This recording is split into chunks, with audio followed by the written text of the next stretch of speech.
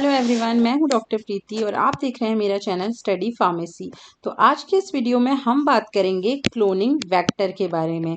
तो क्या होता है क्लोनिंग वेक्टर और क्या इसका बेसिक फीचर्स हैं, इस बारे में हम इस वीडियो में बात करेंगे। अगर आपको ये देखना है कि कितने टाइप के क्लोनिंग वेक्टर्स होते हैं तो वो हम नेक्स्ट वीडियो में बात करेंगे। इस वीडियो में हम टाइप ऑफ क्लोनिंग वेक्टर नहीं कर रहे हैं। तो अगर आपने उसके लिए ये वीडियो देखना स्टार्ट किया है तो अपना टाइम वेस्ट मत कीजिए, वो नेक्स्ट वीडियो में आएगा। तो चलिए वीडियो स्टार्ट करते हैं। तो सबसे पहले बात करते हैं इंट्रोडक्शन की, क्या है क्लोनिंग वेक्टर। तो क्लोनिंग वेक्टर जो है सिंपली क्या होता है, क्लोनिंग वेक्टर हम किसी भी डीएनए को क्लोन करने के लिए, डीएनए की क्लोनिंग के लिए जो हम चीज़ यूज़ करते हैं उसको बोलते हैं क्लोनिंग वेक्टर।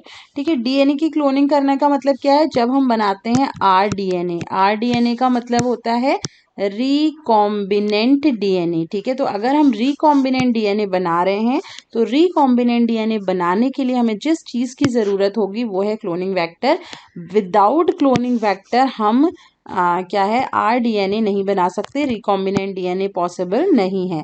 ठीक है, तो रिकॉम्बिनेंट डीएनए टेक्नोलॉजी के लिए, रिकॉम्बिनेंट डीएनए बनाने के लिए हमें क्या करना पड़ता है, it is very essential to have the cloning vector. ठीक है, अब क्लोनिंग वेक्टर डेफिनेशन में देखो क्या दिया हुआ है, molecular analysis of DNA has been made possible by the use of cloning vector DNA cloning. The two molecules are required for cloning are DNA to be cloned and cloning vector. मतलब कि अगर आप किसी DNA की cloning कर रहे हो या फिर आप आरडीएनए बना रहे हो, ठीक है, तो आरडीएनए बनाने के लिए आपको दो चीज़ों की ज़रूरत होगी। एक तो ऑब्वियसली डीएनए चाहिए जिसको आपको क्लोनिंग करनी है, और दूसरा चाहिए आपको क्लोनिंग वेक्टर। ठीक है, तो अगर इन दोनों में से एक भी चीज़ नहीं होगी तो क्लोनिंग नहीं हो पाएगी। ठीक है, तो बेसिकली क्लोनिंग वेक्टर की हम बात करें तो क्लोनिंग वेक्टर क्या होता है, डीएनए का ही एक छोटा पीस होता है जो हम चाहे तो हम वायरस से ले लें। ठीक है, हम इसको वायरस से ले सकते हैं, या फिर ये प्लाज्मिड हो सकता है, बैक्टीरिया से ले लें, या फिर हम किसी ह्यूमन से ले लें, मतलब किसी हायर ऑर्गेनिज्म से ले लें। किसी भी से भी हम क्या कर सकते हैं, इस पीस ऑफ डीएनए को ले सकते हैं। तो सबसे पहली चीज़ तो क्या हमने बात करी कि जो क्लोनिंग वेक्टर है वो क्या है, इसेंशियल है आरडीएनए टेक्नोलॉजी के लिए। दूसरी हमने बात करी कि क्लोनिंग वेक्टर क्या है, एक छोटा पीस है डीएनए का ही। ठीक है, तो नॉर्मली अगर आपने मेरा जेनेटिक इंजीनियरिंग वाला भी वीडियो देखा हो तो हमने बार बार प्लाज्मिड की बात कही है उसमें। ठीक है, तो प्लाज्मिड क्या है आपका, प्लाज्मिड भी एक तरीके का डीएनए है, पीस ऑफ डीएनए है। और प्लाज्मिड हम क्यों यूज़ करते हैं, इसकी जो बेस्ट प्रॉपर्टी है वो क्या है कि ये सेल्फ रेप्लिकेटिंग टाइप का है। ठीक है, खुद से रेप्लिकेट कर सकता है, विदाउट बैक्टीरियल सेल ये इजीली क्या है रेप्लिकेट कर पाता है, तो इसलिए हम प्लाज्मिड ज़्यादा यूज़ करते हैं। बट आप किसी भी वायरल डीएनए पीस ले सकते हो, आप प्लाज्मिड ले सकते हो, आप किसी हायर ऑर्गेनिज्म का पीस ले सकते हो। ठीक है, बट उसकी कैरेक्टरिस्टिक क्या होनी चाहिए, सबसे पहली कैरेक्टरिस्टिक जो भी आप क्लोनिंग वेक्टर यूज़ कर रहे हो उसकी कैरेक्टरिस्टिक होनी चाहिए कि वो स्टेबिलिटी मेंटेन रहे उसकी, मतलब ऐसा ना हो कि उसका स्ट्रक्चर चेंज हो रहा है, उसकी वो स्टेबल नहीं है। दूसरा, वो कैरी कर पाए फॉरेन जीन को। ठीक है, और फॉरेन डीएनए पीस को वो कैरी कर पाए। ठीक है, क्योंकि बेसिकली हम क्या कर रहे हैं, अगर आपको आइडिया हो, क्योंकि आप क्लोनिंग वेक्टर पढ़ने आए हो तो बेसिक, तो मैं ये समझती हूँ कि आपको बेसिक आइडिया होगा कि आरडीएनए टेक्नोलॉजी या फिर जेनेटिक इंजीनियरिंग में हम क्या कर रहे हैं। ठीक है, तो क्या करते हैं हम जेनेटिक इंजीनियरिंग में, बेसिकली हमने क्या लिया, डीएनए का एक पीस ले लिया। ठीक है, और यहाँ से हमने क्या किया, प्लाज्मिड का भी एक पीस ले लिया और दोनों को हमने क्या करना है, कंबाइन करना है। ठीक है, दोनों को हमने कंबाइन कर दिया। फॉर एग्जांपल ये इसका पीस है, पीस ऑफ डीएनए है, इस डीएनए पीस को हमने इस प्लाज्मिड के पीस में ऐड कर दिया, तो ये बन गया हमारा रिकॉम्बिनेंट डीएनए। मतलब क्या है यहाँ पे, क्योंकि हमने इसका क्या करा है, इसका पीस हमने क्या किया है दूसरे डीएनए में डाल दिया है।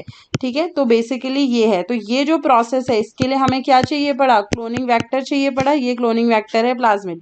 ठीक है, तो इसके लिए क्या है, दो प्रॉपर्टीज मैंने बताई, एक तो स्टेबल होना चाहिए, दूसरा क्या होना चाहिए, फॉरेन डीएनए को अपने साथ कैरी कर पाए, क्योंकि फॉरेन डीएनए फ्रेगमेंट हमने यहाँ से निकाला और इसको हमने क्या डाला है, वेक्टर में डाला है, तो ये वेक्टर इसको कैरी कर पाए। ये दो प्रॉपर्टीज जो होनी चाहिए वो बहुत बहुत इंपॉर्टेंट है। ठीक है, नेक्स्ट चीज इसमें आती है, cloning vector is chosen according to the size and type of DNA to be cloned. ठीक है, मैंने बताया कि आप वायरस से ले सकते हो, आप बैक्टीरिया से ले सकते हो, आप हायर ऑर्गेनिज्म से ले सकते हो। तो आपको किस टाइप का क्लोनिंग वेक्टर लेना है और किस साइज का लेना है। दोनों चीज़ें किस पे डिपेंड करेंगी कि कौन सा डीएनए आप क्लोन कर रहे हो और किस तरीके का डीएनए की आपको क्लोनिंग चाहिए। Okay, now the vector therefore contains features that allow for the convenient insertion and removal of the DNA fragment in or out for the vector। ठीक है, मतलब क्या है, क्योंकि हमने बात करी कि क्या है जेनेटिक इंजीनियरिंग में भी हमने बात की थी कि हमको क्या करना पड़ता है। इसमें जेनेटिक इंजीनियरिंग में क्या कहा था हमने, या तो हम इंसर्ट करें कोई सेगमेंट या फिर हम वहाँ से निकाल दें, रिमूवल करें सेगमेंट का, है ना, हमने बताया था ऐसे ये पूरा। ठीक है, तो इस सेगमेंट को अगर आपको निकालना है तो भी आप क्लोनिंग कर सकते हो या फिर इसमें इंसर्ट करना है तो भी कर सकते हो। ठीक है, तो डीएनए जो वेक्टर जो हम यूज़ कर रहे हैं क्लोनिंग वेक्टर, उसका one of the very very important जो यूज़ है और वेरी वेरी इंपॉर्टेंट थिंग क्या है उसके बारे में कि हम जो उसकी ये प्रॉपर्टी होनी चाहिए कि वो इजीली इंसर्शन या डिलीशन या फिर इंसर्शन या रिमूवल कर पाए किसी भी डीएनए फ्रेगमेंट का। ठीक है, so this is the very very important property जो उसमें होनी चाहिए। For example by treating the vector and the foreign DNA with the restriction enzyme and then ligating the fragments of together. So that is, अगर जैसे ही हम क्या करें डीएनए लाइगेज एंजाइम यूज करें, दैट इज लाइगेजेस यूज करें, वो क्या करे सील कर दे, मतलब क्या है उसकी ये प्रॉपर्टी होनी चाहिए कि लाइगेज एंजाइम से उसमें क्या है अटैच हो जाए अनदर सेगमेंट, और वैसे ही अगर हम रेस्ट्रिक्शन एंजाइम यूज करें तो सेगमेंट में कट हो जाए और सेगमेंट इजीली रिमूव हो पाए। ठीक है, तो अगर ऐसा वेक्टर है, फॉर एग्जांपल आपने ऐसा वेक्टर सेलेक्ट कर दिया जो लाइगेज एंजाइम से लाइगेट भी नहीं हो पा रहा, जुड़ भी नहीं पा रहा है और रेस्ट्रिक्शन एंजाइम यूज करके वो कट भी नहीं पा रहा है, तो फिर उस वेक्टर का कोई काम नहीं है। Okay, now why cloning vector. अब क्यों क्लोनिंग वेक्टर यूज कर रहे हैं ये हम बहुत बात कर ही चुके हैं कि क्यों यूज कर रहे हैं। नाउ कुछ चीजें इंपॉर्टेंट और हैं कि क्यों हम इसको यूज करते हैं। तो cloning vector is used as a vehicle to artificial carry foreign genetic material. मतलब क्या है, इसको हम एज अ सोर्स यूज कर रहे हैं। एक फॉर एग्जांपल ए और बी हैं, तो ए से जेनेटिक मटेरियल को निकाल के बी में डालने के लिए हम इसका यूज करें तो एज अ व्हीकल ये यूज होता है। First point. सेकंड पॉइंट, ये ट्रांसपोर्ट के लिए यूज हो रहा है। कैसे ट्रांसपोर्ट, फॉर एग्जांपल हम ए का जेनेटिक मटेरियल निकाल के लैब में टेस्ट करना चाहते हैं, ठीक है, तो ट्रांसपोर्ट के लिए यूज हो रहा है from biological host to test tube. Third, without cloning vector gene cloning is impossible. देखो टोटली इम्पॉसिबल, मतलब अगर आपके पास क्लोनिंग वेक्टर नहीं है तो आप आरडीएनए नहीं बना सकते, आप जेनेटिक इंजीनियरिंग नहीं कर सकते। ओके, तो क्लोनिंग वेक्टर बहुत बहुत ज़्यादा इंपॉर्टेंट है इन दोनों चीज़ों के लिए। So now very very important slide, that is features of a cloning vector. कोई भी क्लोनिंग वेक्टर है उसके क्या क्या फीचर होंगे। जनरली जो मोस्ट कॉमनली हम यूज़ करते हैं क्लोनिंग वेक्टर वो है प्लाज्मिड, जिसकी मैंने पहले भी आपको बात बताई थी। ठीक है, तो बात करते हैं कि क्या क्या इंपॉर्टेंट फीचर्स हैं या फिर क्या क्या इंपॉर्टेंट साइट्स होनी चाहिए किसी भी क्लोनिंग वेक्टर की। ये बहुत ज़्यादा इंपॉर्टेंट है। तो क्या है, for example this is plasmid. ठीक है, ये फॉर एग्जाम्पल एक क्या है, प्लाज्मिड है। ठीक है, तो वन बाय वन हम बात करेंगे। सबसे पहले आता है ओरी। अब ओरी क्या है, ओरी बेसिकली क्या होता है, एक साइट है जो किस लिए यूज हो रही है, जो रेप्लिकेशन के लिए यूज होती है। ठीक है, तो हर एक जो भी आपका वेक्टर होगा उसमें क्या है, क्लोनिंग वेक्टर होगा, उसमें बहुत ज़रूरी है कि ओरी प्रेजेंट हो। ठीक है, तो ओरी क्या है, ओरी बेसिकली वो साइट है जहाँ पे से क्या होगा, रेप्लिकेशन होगा किसी भी वायरस का। अब ओरी अगर नहीं होगी तो क्या होगा, कोई भी अगर आप सेगमेंट डालोगे, फॉर एग्जांपल आपने नया सेगमेंट इसमें ऐड किया तो वो रेप्लिकेट नहीं कर पाएगा। ठीक है, तो ओरी क्या है, एक स्पेसिफिक सीक्वेंस ऑफ न्यूक्लियोटाइड्स है जो क्या करती है, जो रेप्लिकेशन में हेल्प करती है, जहाँ से रेप्लिकेशन स्टार्ट होता है। ठीक है, क्योंकि ऐसा तो नहीं ना कि हमने एक रिकॉम्बिनेंट डीएनए बना तो दिया बट उसके बाद बस काम खत्म, नहीं ना, हमको क्या करना है, इसको रेप्लिकेट भी तो कराना है। अगर ये रेप्लिकेट नहीं होगा तो फिर हमारे ये किसी काम का नहीं है ना, हमें मल्टीपल कॉपीज भी तो इसकी बनानी है। ठीक है, तो इसलिए बेसिकली क्या है, ठीक है, तो क्या होगा, हमको इसको रिप्लिकेट भी कराना है, इसलिए हमें क्या है, रेप्लिकेशन ज़रूरी है। और रेप्लिकेशन तभी होगा जब क्या होगी, किसी भी वेक्टर में ओरी साइट होगी, साइट ऑफ ओरिजिन होगा।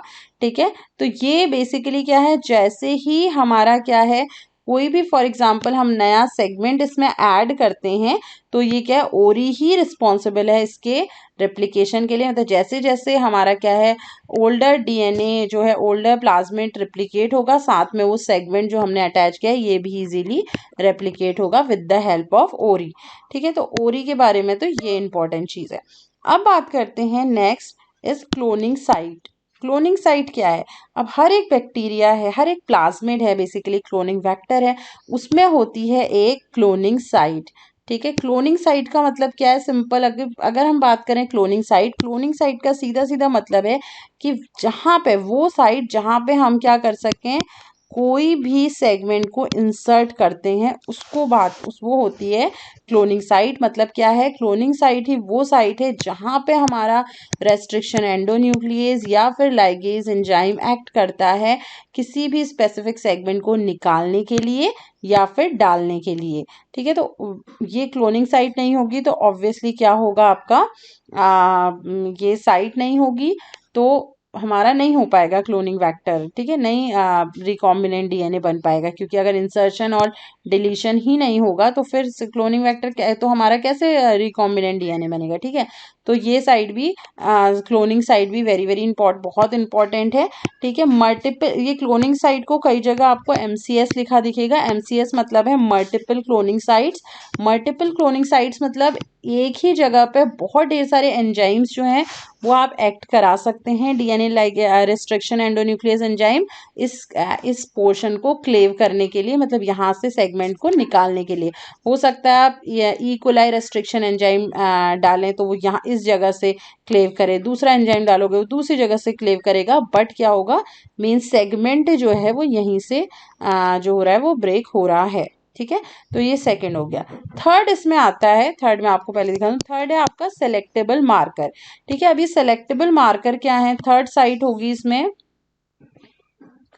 Selectable marker site. ठीक है, तो तीन फीचर हमने पढ़े या फिर तीन साइट, एक तो ओरी हो गया, एक क्लोनिंग साइट हो गया या फिर एमएससी, थर्ड है सेलेक्टेबल मार्कर। अब सेलेक्टेबल मार्कर क्या है इसको हम डिटेल में समझते हैं। ये एक जगह पे सेलेक्टेबल मार्कर साइट होगी। अब फॉर एग्जाम्पल आपने ये टेस्ट ट्यूब ली या कोई भी चीज़ ली और इसके अंदर आपने डाल दिए सर्कुलर पीस ऑफ प्लाज्मिड आपने डाल दिए। ठीक है, और साथ में हमको कुछ और भी डालना पड़ेगा, है ना। साथ में हमने इसमें डाल दिए DNA restriction enzyme, restriction endonuclease डाल दिए। ठीक है, ये हो गया आपका रेस्ट्रिक्शन एंडोन्यूक्लियस एंजाइम, ये हो गए आपके प्लाज्मिड। ठीक है, और साथ में हमको क्या चाहिए, लाइगेज। चलो ठीक है, जैसे ही हमने रेस्ट्रिक्शन एंडोन्यूक्लियस एंजाइम डाले, ओके, जैसे ही हमने रेस्ट्रिक्शन एंडोन्यूक्लियस एंजाइम डाले तो क्या होगा, यहाँ पे क्लेवेज हो जाएगा, सॉरी यार। चलो, जैसे ही हम इनको डालेंगे, जैसे ही हमने रेस्ट्रिक्शन एंडोन्यूक्लियस डाले, ये चीज हो गई। मतलब क्या हो गई, अब आपके क्या हुआ है, क्लेवेज हो गई। ठीक है, पहले ये ऐसा था मॉलिक्यूल, अब ऐसा बन गया। मतलब ये जो सेगमेंट है, ये जो सेगमेंट है यहाँ से कट हो गया रेस्ट्रिक्शन एंडोन्यूक्लियस डालते ही। ठीक है, अब क्या होगा देखो, अब ये तो हमने डाल दिया, अब इसके बाद हमने क्या करना है, कुछ नए पीसेस डालने हैं जो इसमें जाके क्या है, जो इसमें जाके अटैच हो। फॉर एग्जाम्पल ये पीसेस हैं पर्पल कलर के, जो क्या हैं आपके जो नए पीसेस हैं जो आपको इनमें इंसर्ट करने हैं। ठीक है, तो आप कह सकते हैं न्यू पीस लिख देती हूँ, न्यू फ्रेगमेंट है, न्यू फ्रेगमेंट है जो यहाँ पे जाके अटैच होगा। ठीक है, तो न्यू फ्रेगमेंट अटैच करने के लिए हमको क्या चाहिए, हमको चाहिए एंजाइम, दैट इज वो एंजाइम हमने यहाँ पे डाल दिया। एंजाइम कौन सा चाहिए हमको न्यू फ्रेगमेंट को ज्वाइन करने के लिए, लाइगेज। ठीक है, तो ये है फॉर एग्जांपल लाइगेज एंजाइम, तो ये लाइगेज करने के लिए हमको चाहिए। ठीक है, अब क्या होगा देखो, अब जब हम लाइगेज कर रहे हैं, हमने लाइगेज एंजाइम डाला, यहाँ दोबारा बना देती हूँ, जैसे ही हमने लाइगेज एंजाइम डाला क्या होगा, होगा ये होगा ये कि कुछ डीएनए, जैसे यहीं पे देख लेते हैं, चलो, होगा ये कि इनमें अब लाइगेशन होगा। ठीक है, तो लाइगेशन होगा तो हो सकता है ये आपस में जुड़ जाएं, या ये हो सकता है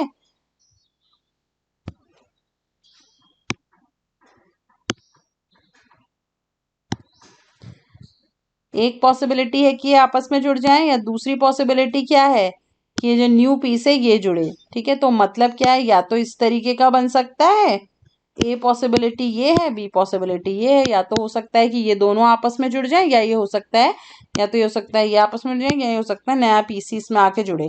ठीक है, तो कैसे हमको पता चले कि नया पीसी आके जुड़ा है, क्योंकि हमको तो यही चीज काम आएगी ना, ये चीज तो हमारे लिए काम नहीं है। तो इस चीज के लिए, ये चीज को आइडेंटिफिकेशन के लिए हम यूज करते हैं सेलेक्टेबल मार्कर्स। मतलब जो वेक्टर है उसमें होती है सेलेक्टेबल मार्कर साइट। अब सेलेक्टेबल मार्कर जीन है, ये क्या होता है, ये एंटीबायोटिक रेजिस्टेंट जीन होता है, रेजिस्टेंट होता है एंटी पर्टिकुलर एंटीबायोटिक के लिए। तो क्या होगा, अगर इसमें क्या है, नया पीस ऐड, जैसे ही क्या होगा, ये नया सेगमेंट इसमें ऐड होगा, तो क्या होगा, ये जो एंटीबायोटिक रेजिस्टेंट जीन है, ये इसको क्या करेगा, ये हमें आइडेंटिफिकेशन दे देगा कि हाँ ये क्या है, ये नया पीस है। ठीक है, फॉर एग्जांपल इसमें कई तरीके के मॉडिफिकेशन है सेलेक्टेबल मार्कर में, ऐसा नहीं है कि ये रेजिस्टेंट टू पर्टिकुलर एंटीबायोटिक ही हो। ठीक है, तो बेसिक इसमें क्या, रिपोर्टर जीन भी हो सकता है। अब रिपोर्टर जीन होने से क्या होगा, फॉर एग्जाम्पल जैसे ही इसमें क्या हुआ, ये नया जीन आके बाइंड हुआ, ये इसका क्या कर देगा, कलर चेंज कर देगा। ठीक है, फॉर एग्जाम्पल जिसमें बाइंडिंग नहीं हुई है वो क्या है, वो रेड कलर से दिख रहे हैं, और जैसे ही बाइंडिंग हो जाएगी ये अपना कलर पर्पल कर ले रहा है। ठीक है, तो इस तरीके से कलर चेंज भी क्या है, एक सेलेक्टेबल मार्कर टाइप की चीज है। मतलब क्या है, बेसिकली हम कह सकते हैं सेलेक्टेबल मार्कर क्या है, वो ये बताने के लिए जरूरी होता है कि क्या आपकी क्लोनिंग हुई है या नहीं हुई है। ठीक है, नेक्स्ट आता है प्रॉपर्टीज ऑफ वेक्टर। प्रॉपर्टीज हम ऑलरेडी पढ़ चुके हैं, ये एडिशनल, सम एडिशनल प्रॉपर्टीज हैं ये।